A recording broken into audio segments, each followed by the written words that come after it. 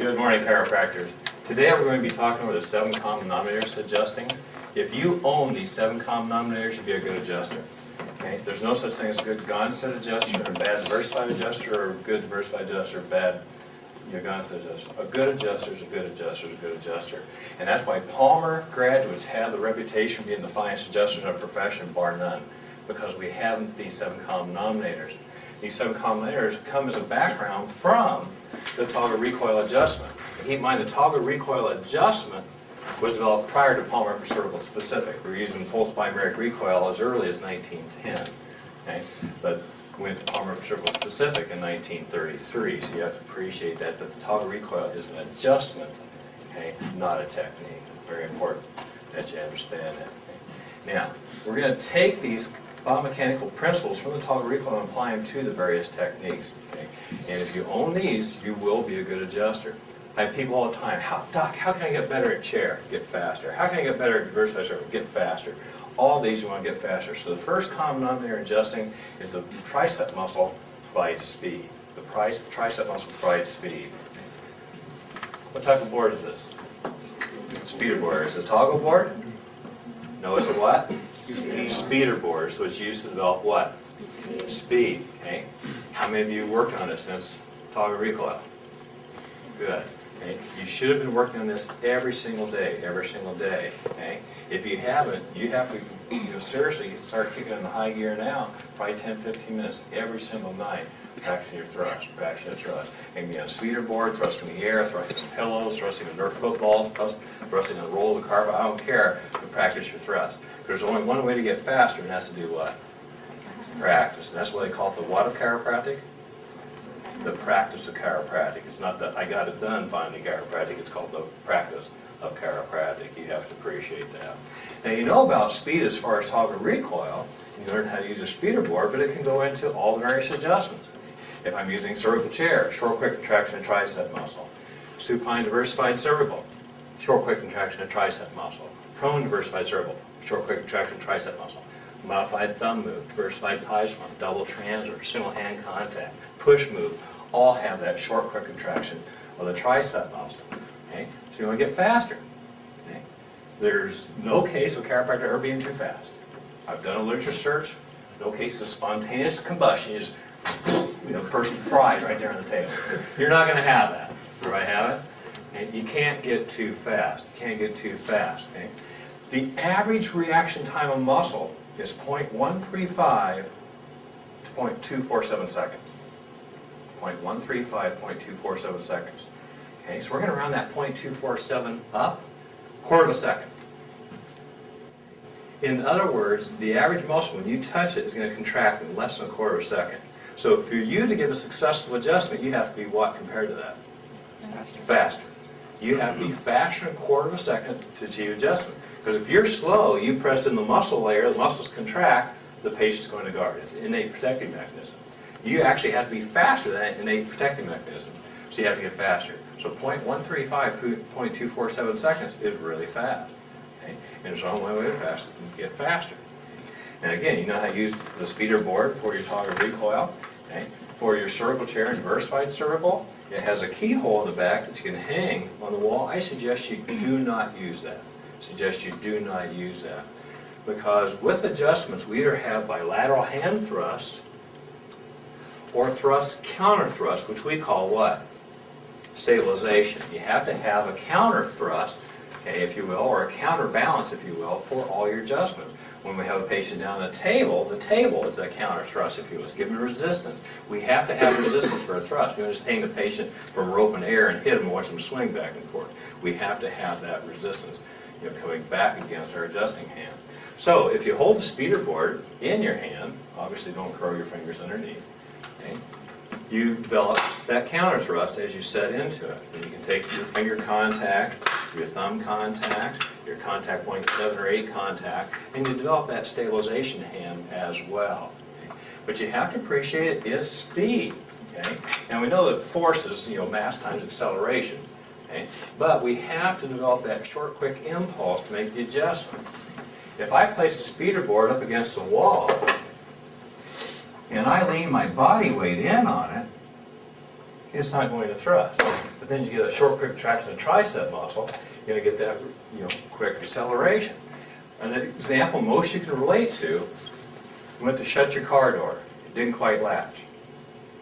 You can push in that car door forever, it's not going to latch. But what do you do to shut that car door the rest of the way? You give it a quick impulse, don't you? And that latches that door. Okay? That's what you need. You need that short, quick contraction. Those of you that go to the Gonstead seminars and watch the videotapes of Dr. Gonstead adjusting, quit watching his hands. Watch his tricep. You just see him fire. Okay? It's that short, quick acceleration. It's that explosion that sets the segment. Okay? So you have to get fast. So common denominator 1 is a short, quick contraction of the tricep muscle develops speed. Number 2, the pectoralis muscle provides depth. Pectoralis muscle provides depth. Here's your homework for tonight.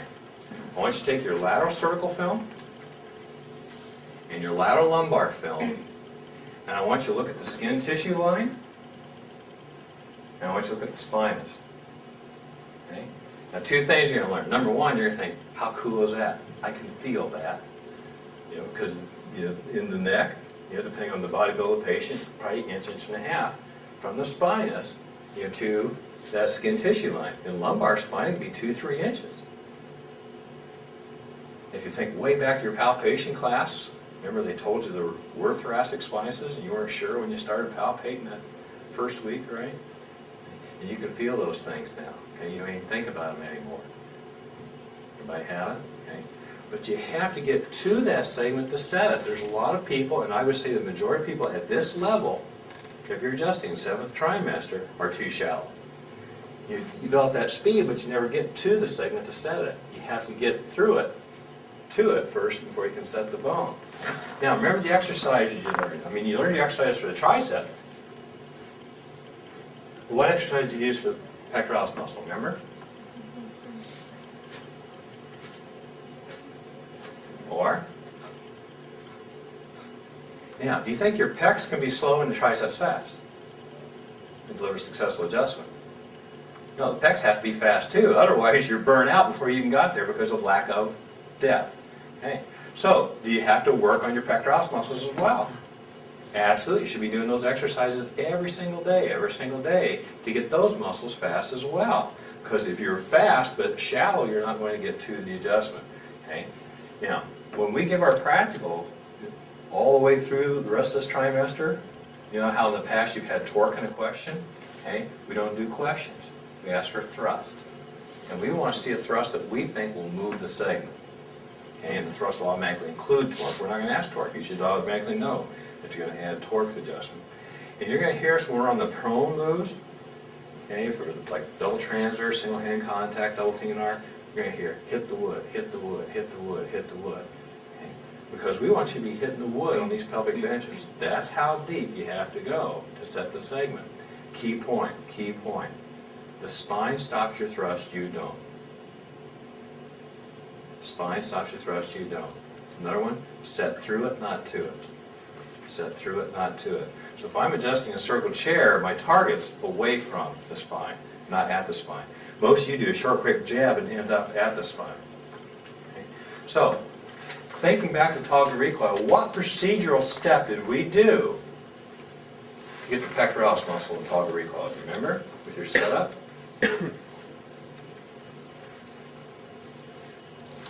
Very last thing before you cock the headpiece. Right, you drop your chest down between your shoulders. Okay? So it's a procedural step. It's really easy to remember. So what you want to do is when you do your entire setup, you've already taken your tissue pull, your roll in, do your combination, and your last step is you drop your chest down between your shoulders, and it happens. So you don't have to think about that pectoralis going. All you do is get your body ready. Okay? Then think about all the other adjustments. Okay? I can be a short, quick contraction tricep muscle in the cervical chair, but it's not going to get anywhere. So I have to have the pectoralis, I have to have the shoulder girdle firing forward to get that depth component. Same thing, prone diversified cervical, supine diversified cervical, always have that shoulder girdle firing into it.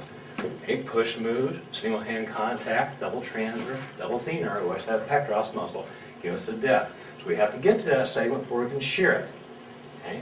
Because shear mechanism is one of the toggle recoil biomechanical principles. We have shear mechanism, we have toggle arms, okay, lever mechanisms, all types of cool biomechanical terms way back before even people even knew what the term biomechanics meant. Okay. So pectoralis muscle provides depth is number 2. Number 3, the chiropractor's weight is forward on the balls of feet. Chiropractor's weight is forward on the balls of feet. Okay? Now, you've learned that force is what times acceleration? Mass. Okay? By keeping the weight forward on the balls of our feet, we get what? Body mass in behind speed. Everybody have it? Okay. This is really critical. This is really critical, particularly the smaller doctors. Okay? You have to do it right. The bigger doctor's going to have an advantage because I might be able to have enough upper body, strength they can pull this off. If you're smaller and don't have the upper body strength, you won't be able to do it, and you have to learn to do it right. So you actually have an advantage if you're a smaller doctor because you'll learn to do it right, where some of the larger doctors may have difficulty with this. So always want to have the weight forward in the balls of feet. So if I'm doing a toggle recoil, and if I go through everything procedurally correct, I've taken my tissue pull, I take my roll in, take my stabilization, I accommodate, I drop my chest in. But if I have my weight back on the balls or the heels of my feet, when I thrust, what happens? I actually fall away from the adjustment and then automatically take away what component?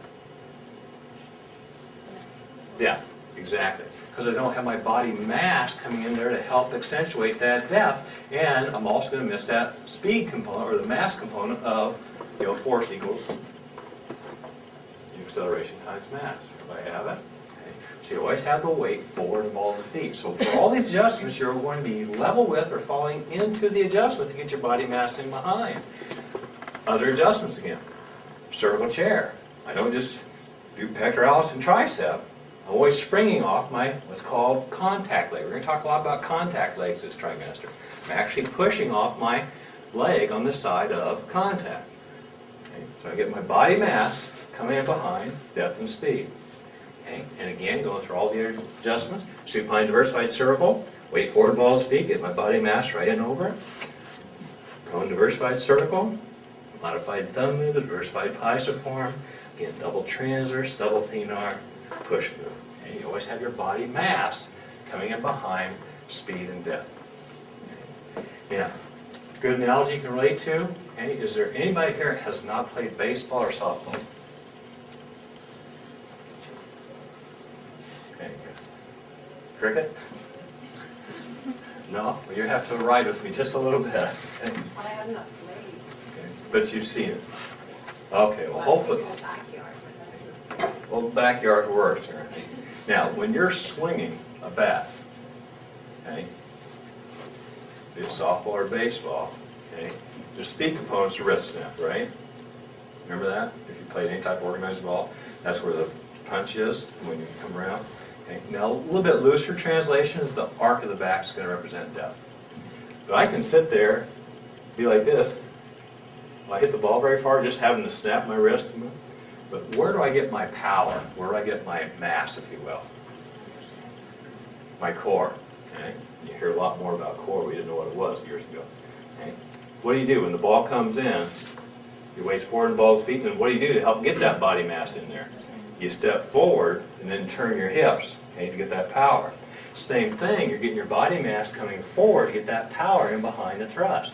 If you're flat on your feet or have the weight back in the heels, you won't get that power in behind the thrust, and you automatically take away your depth. Everybody have it? So number 3 is the chiropractor's weight is forward, balls of feet. Number 4, the chiropractor maintains normal lumbar curve. Now, this is actually a combination of many things. By shifting my weight forward in balls of feet, it caused me to do what with my knees? Bend my knees, okay, which will help me get my lumbar curve. If I take a lumbar curve, we have a tendency to stand straight-legged, okay, and ladies have a little more trouble with this than guys, okay. Do a lot of stuff straight-legged. You always have to make sure you bend your knees, which automatically shifts the weight forward and balls your feet. Also going to help keep your lumbar curve. Because if you don't maintain lumbar curve, and you do a toggle recoil, where's the recoil? It's going to be on your 5th lumbar. Everybody have it? Okay? So you always have to make sure you maintain that lumbar curve, not only to help you with the biomechanics adjustment, but also for preservation of who? The chiropractor. Everybody have it? Remember back in, upper circle class, you made fun of each other because you had to bend at the hips and everything. It's really critical that you do that, okay? Because you want to catch water back there. Okay? That's for the doctor's protection. Also help keep that weight forward on the balls of feet. And you're going to find these 7 common denominators are not linear. They're circular. Okay? So there's not one before the other, they're all tied into one complete circle. Okay? Now, circle chair, we don't have a big problem with it, okay? Because people are standing upright. But supine diversified circle, you get a lot of people get all slumpy like this. So make sure when you're doing supine diversified circle, you squat down, keep the weight forward and balls of your feet, which will help you get your lumbar curve and help with the doctor protection. Prone diversified circle, okay, keep your back straight. We got it. Again, all letters, modified thumb move, diversified pies form, double transverse, double thenar. Okay, side postures are real critical. I'm doing the right hand contact with side posture. We see a lot of people that do this. Okay, you're going to tear up your back. Pretend there's a steel rod, comes up your pant leg, out your shirt collar. You always want to be straight. Okay, number 1 is going to be for your preservation. Number 2 is going to help get that body mass. We see a lot of people that actually thrust with their trunk coming down, and they actually lose their body mass because they're bending at the waist. If you thrust this way, you have your body mass coming into that segment. Okay? Could you imagine somebody sitting there, sitting there, and doing side posture? That night in their healthcare class, you're going, straight spine is a happy spine. Look at your posture, other dude. Who will have the worst spine in town? You, okay? And have you seen that at homecoming? It breaks my heart because I see some of my ex-kids, you're all my adopted kids where you want to be or not, okay? I see some of my ex-kids in terrible shape. Hey, Doc, good to see you. You work from the left side of the table, don't you? How do you know that? I know, good to see you work from the right side of the table, don't you? Okay. Have you seen these postures? Okay. Okay. What you are speaks so loudly they can't hear what you're saying. Okay. Your presence will have an impact on your practice. Okay. Example. Okay. When I was a young tyke, when smoking was everywhere, you didn't have non-smoking or anything when I was young, I went with my father to the medical doctor when the medical doctor told my father to quit smoking. See? I couldn't have been 4 or 5 years old. But I still remember as we came out of the exam room, the medical doctor stopped at his front desk, took a drag of the cigarette, and went on to his next room. Now I could see the paradox as a little kid. I'm thinking, he just told my dad he shouldn't smoke, and then he's still smoking. How much credence do you think my father took from that medical doctor? Not a whole lot. It took my dad 8 more years before he finally quit smoking. Okay? Do you think he followed because of that guy's example? Not at all. Okay? Another example. I used to be 210 pounds. And I attended a lecture once that said a fat doctor cannot promote health. It was like a duh. And that was my motivating factor. Because you have to realize you're an example to your patients. If you have poor posture, you have poor health habits, okay, you think patients are going to pay a lot of attention to you. No, you are an example. Doctor means what? What's their definition for doctor? Original meaning of doctor. Teacher. Teacher. So you're a teacher. Okay? So, chiropractor maintains lower lumbar curve, not only to help you with the adjustment, but to maintain you. Because you have an obligation to yourself, your family, and your patients to maintain your health. Okay? Because they're depending on you. Your income depends on that. Everybody have it? Okay, so number 4 is chiropractor maintains normal lumbar curve. Number 5, the part being adjusted should be at the chiropractor's center of gravity. Now, center of gravity is not going to be a pinpoint, it's going to be more of a global. But think around your belly button, if you will. Okay? For everything where the patient's laying down, that's called your line of drive. Everybody have it? So with toggle recoil, you always stand, so your upper shoulder notch is over the line of drive and your arms are hanging straight down. You never have your arms out in front of you, you never have your arms in between you.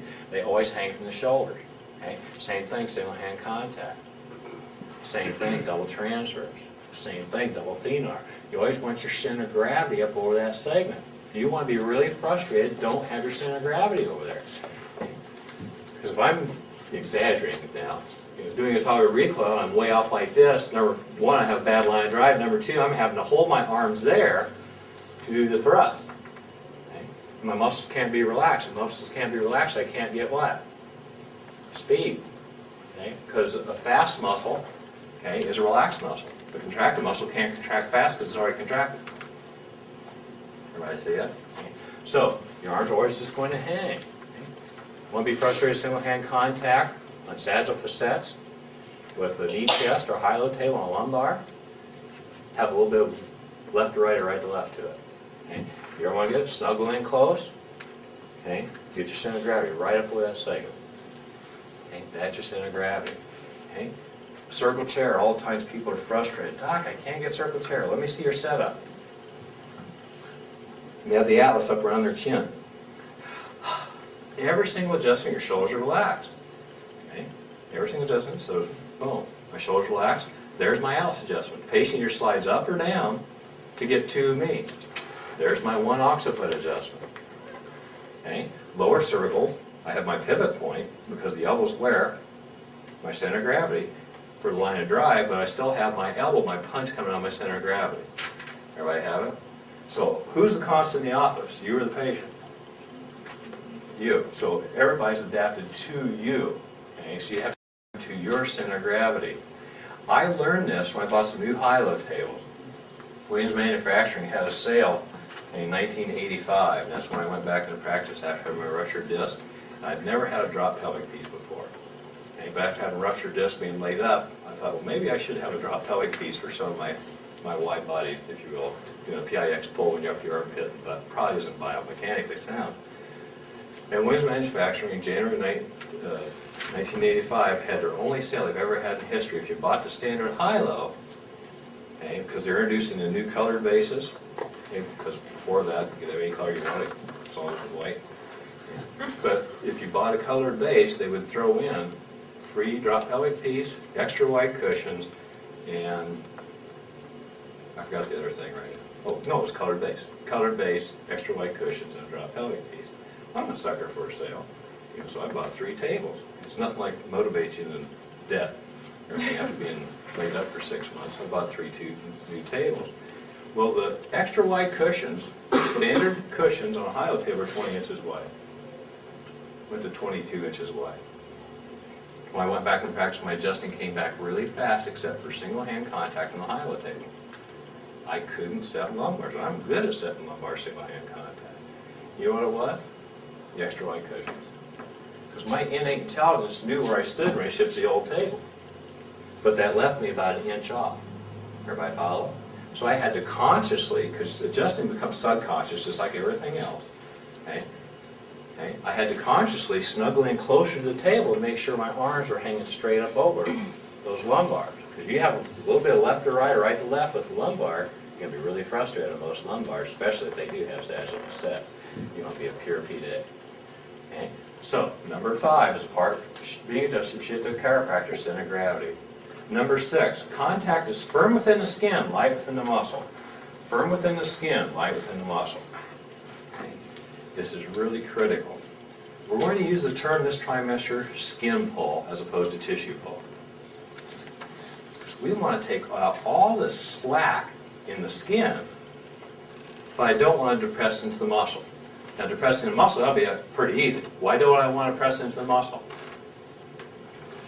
Because that'll cause muscle contraction. If I have muscle contraction, I've already lost that race. Again, the average muscle contraction, 0.135, 0.247 seconds. If it's already contracted, you can't beat it.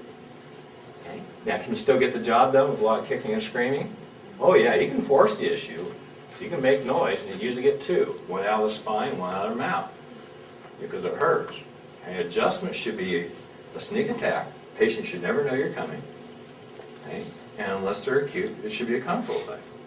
Sometimes when you have a lot of joint swelling, it's going to sting them no matter what. But there's a difference between sting and ouch, you're killing me. Everybody follow that?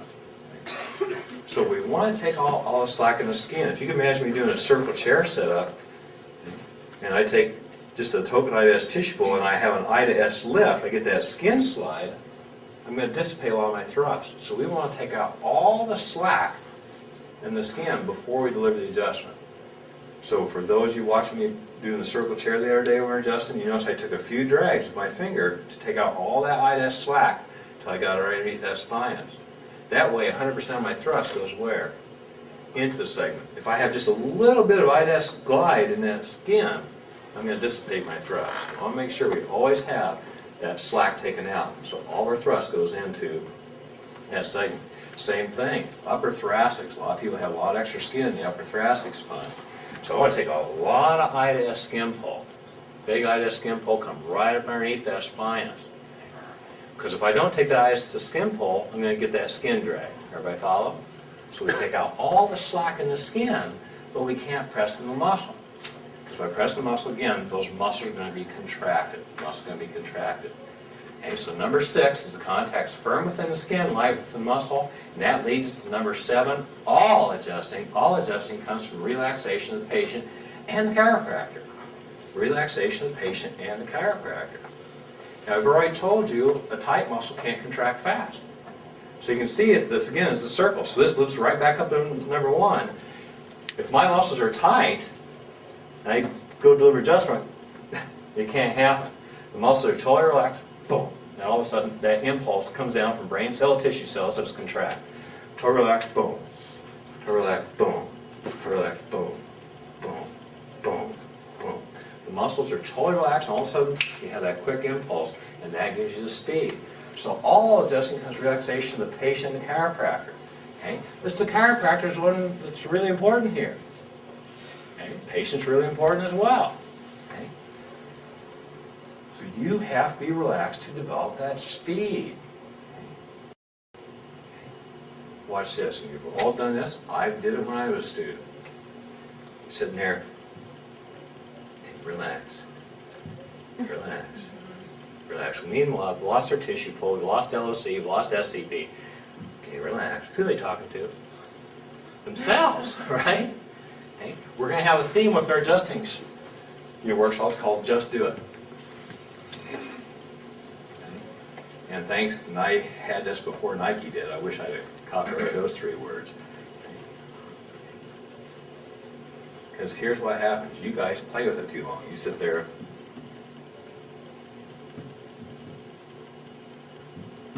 Well, meanwhile, we've had muscle adaptation. Okay, I have muscle contraction, I have muscle elongation. The more time the patient has for adaptation out of the neutral position, the less chance you have moving the segment. So you have to get your confidence up so it's 1, 2, 3, kick. Okay? And if you've watched me adjust, the only difference between me adjusting as you is I just went ahead and did it where you sit there and hold the setup for a period of time. You only have about a 2-3 second window where the patient's out of that loose pack position, the neutral position, to give an adjustment. Now it's real easy if they're prone or sidelined for the toggle recoil because they're already in loose pack position.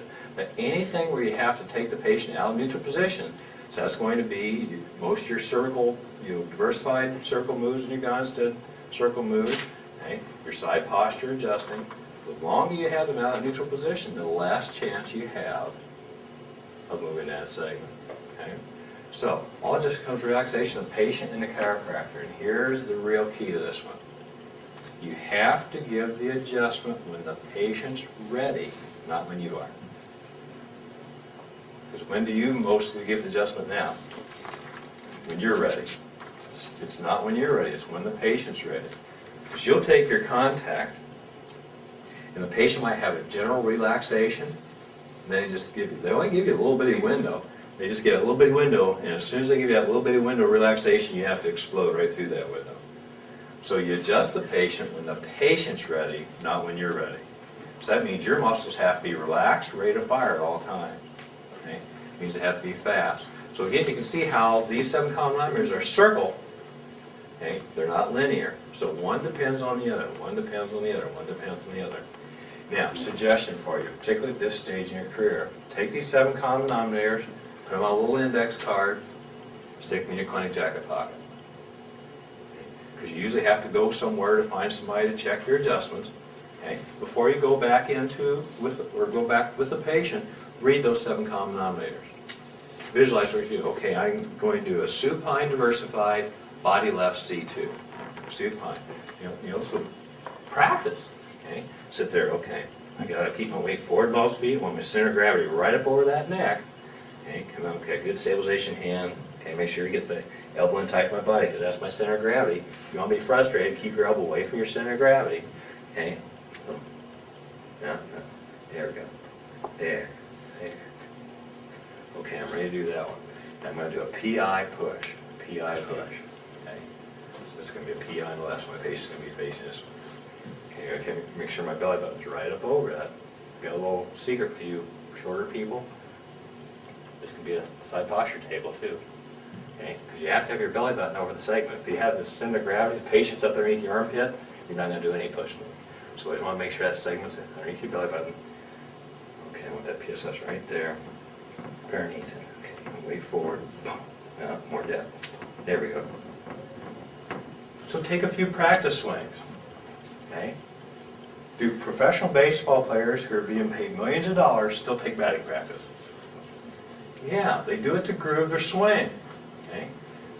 Okay? Do professional golfers hit 500 golf balls a day? They do. Paige Stewart was a patient of mine. Okay? Hit 500 golf balls a day. Okay? They do it because they think I'm good enough now, I don't have to practice anymore. They do it to groove their swing. Okay? You have to groove your swing. Okay? That's the advantage of the clinic of broad trips. When you have 80 people lined up to see you, you can groove your swing. Unfortunately here, when you're seeing 2 to 5 a day, it's hard to groove your swing because you don't get enough repetition. So you should practice before you adjust your patient. Warm up. Okay? Think about it. Is a warm muscle going to contract faster than a cold muscle? Absolutely. So sit there, before you deliver toggle recline. Oh, that's too soft. Oh, yeah. Okay, now I'm all ready to go. Warm up a little bit, okay? You're going to do circles here. Well, that'll work. Boom, boom, boom, boom. Warm up, okay? Warm up your muscles. Because you want to make sure your first adjustment of the day is as fast as your last adjustment of the day. Okay? Whenever I get my first adjustment, okay, I always warm up. Okay? As you get older, you'll appreciate that. Okay? Because you want to make sure that first one you give, first thing in the morning, that first patient is as fast as that last one you give. Okay? So you have to be fast. Okay? Now, all this is just like driving a car. Okay? The problem is you want to drive the way an experienced practitioner does. Okay? Think back to driver's ed. Okay? You start with your hands where? At 10 and 2. Okay? And how do you turn a corner? You go hand over hand, you take off the gas, go hand over hand, and then you accelerate out of the curve. Now, all of you learn that way. How many of you do it that way now? Exactly. Nobody. Okay? Number one, you don't let off the gas. You either palm it or you finger it to turn the wheel, right? Okay? And then stop signs. What'd you learn? 1001, 1002. And all of you still do that today, right? They're called glide signs. You kind of put both ways and glide through. Okay? But did you have to learn the steps first to learn how to drive? Absolutely. You had to learn the steps first. You have to learn the steps for adjusting first. Because you watch an experienced practitioner, they're going 1-7. Okay? But you have to learn 1, 2, 3, 4, 5, 6, 7. Okay? Everybody have it? So once you learn the steps and you have those steps repeatedly in your mind, eventually you'll go 1-7. Everybody have it? But you have to learn by step by step by step first. Okay? Any question on the 7 common denominators? What we're going to do is we're going to put these 7 common denominators into the various technique systems as we go out the rest of this trimester. We're going to put them in the toggle recoil, put them into diversified circle, put them in the circle chair, all the way down to the pelvis. Okay? We're also going to talk about some of the common errors that we have with these various technique systems. When I tell you these errors, I'm telling you so when you're practicing with each other, you can help each other out. And you should be practicing more now than you ever have. Okay? And it's not about passing the next test. It's about passing the test across the alley in the clinic, right? It's called delivering the goods. There's no more reconsiders over there, no more tips. It's starlings all over in the clinic. You either get it or you don't. Everybody have it? So you should have study groups to practice your technique because, we're going to spend 1 day on toggle recoil, 1 day on diversified circle, 1 day circle chair. It's not even close to being enough. Okay, so you have to form study groups to practice on your own, to critique these various things. Okay? Now, with the toggle recoil, we want to make sure the weight's equal on both feet. So as we walk up to the patient, we always have the feet about shoulder width apart. We have the weight forward in the balls of the feet. Okay, and depending on which pivot I have, I always keep my weight equal on the balls of the feet. Common error, people lean to the superior leg. If you lean to the superior leg, you automatically thrust more to the superior hand and affects your line of drive. So your weight's always equal on the balls of your feet. Always equal on the balls of your feet. Okay? So you walk up to the patient, have your weight equally distributed. You're going to take your tissue pull, you're going to take your roll in. Key point. Roll in is a pre-stress to accentuate torque. No strong roll in, no torque. So you want to spin that skin. You want to spin that skin and hold that skin spun when you slide down your stabilization finger and take contact. Now the contact point is the pisiform bone. Contact point is the pisiform bone. Now, if you look at the distal creases in your wrist, just beyond the distal crease in your wrist is the pisiform bone. So the pisiform bone, if you will, is distal form. Okay. Note the difference now as I change. When I go to the palmar surface of my hand, that's hook of the hamate. What we have mistakenly called fleshy pisiform for years is hook of the hamate. We use the pisiform bone for toggle recoil.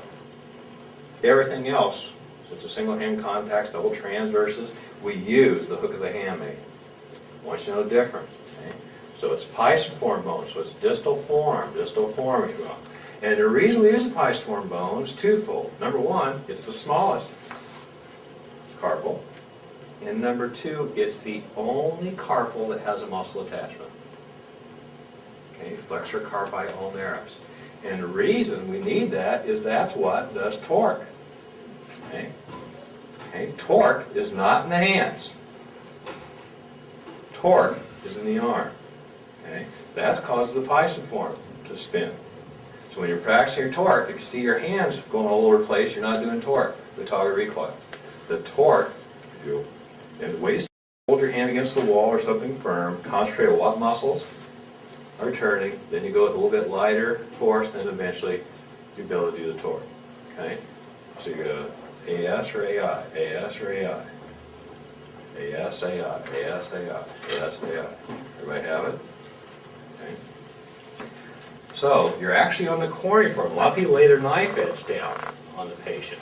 The only part that touches the patient is that sharp, sharp edge. So remember your stretch exercises? You should have been doing those since toggle recoil. Why do you think we have toggle recoil class first in the curriculum? So you can develop your speed and get your wrist stretched out. And those wrist stretch exercises we're going to show you how they fit in all the various ones. And if you want to be good at circle chair, you better have a good thumb web stretch. Because if you have a bad thumb web stretch, you have too much contact in the spine. You want to so the only thing that touches that spine is that tip of that forefinger. If you have the entire finger wrapping around, it's not going to happen. We're going to show you how all these various moves. So get out your handouts and the stretches and start doing what they have been doing. This is how you did your, stretch for the toggle recoil, remember? Okay, you have to have that type of wrist bend in order to do the toggle recoil correctly. Okay, so we walk up, we keep the weight equal on the balls of both feet. Take tissue pull, take roll in, take contact. Then we take the pisiform, the anatomical snuff box. Then we accommodate. Now here's another common problem people run into. When they accommodate in their legs. Accommodation takes place where? In the shoulders. And you get what's called minimum equal elbow bend. Minimum equal elbow bend. That will be different on every single person. Okay? This is my minimum equal elbow bend. Okay? Think to a slender person right now. Okay? Okay? I can't even make my arms go as straight as they can. Okay? Their arms hang straight. That's their minimum equal bend. Because I have to be at minimum equal elbow bend for my muscles to be what? Relaxed. If I'm holding my arms like this, I'm automatically what? Tense. Okay? So each one of you will have a different minimum equal elbow bend, but you have to get that minimum equal elbow bend.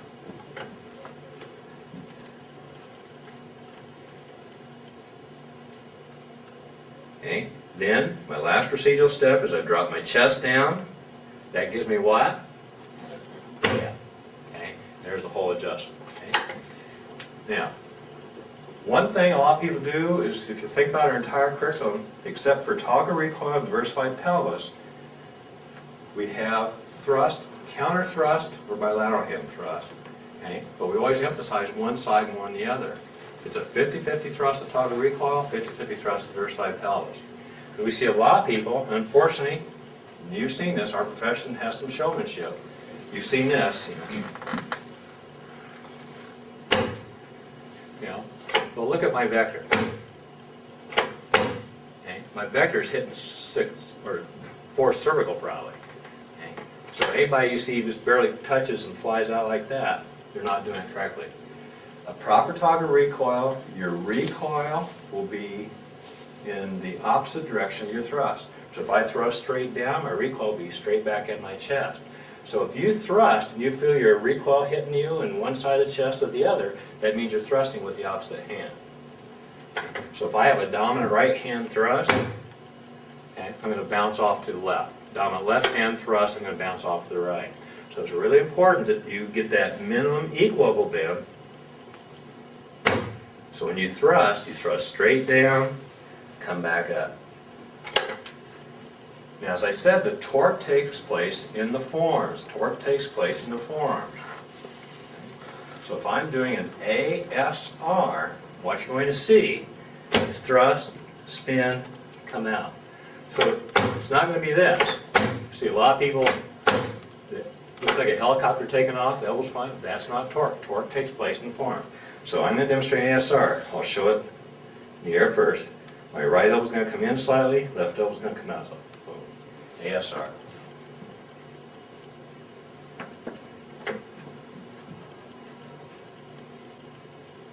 Okay. We went down, spun, came out. AIR, again showing you in the air. Right elbow's going to come out, left elbow's going to come in. So AIR.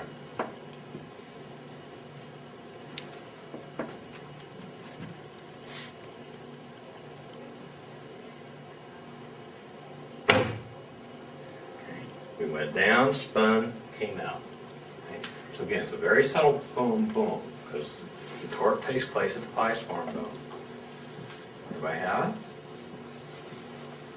it? Any questions? 7 common denominators or the toggle recoil?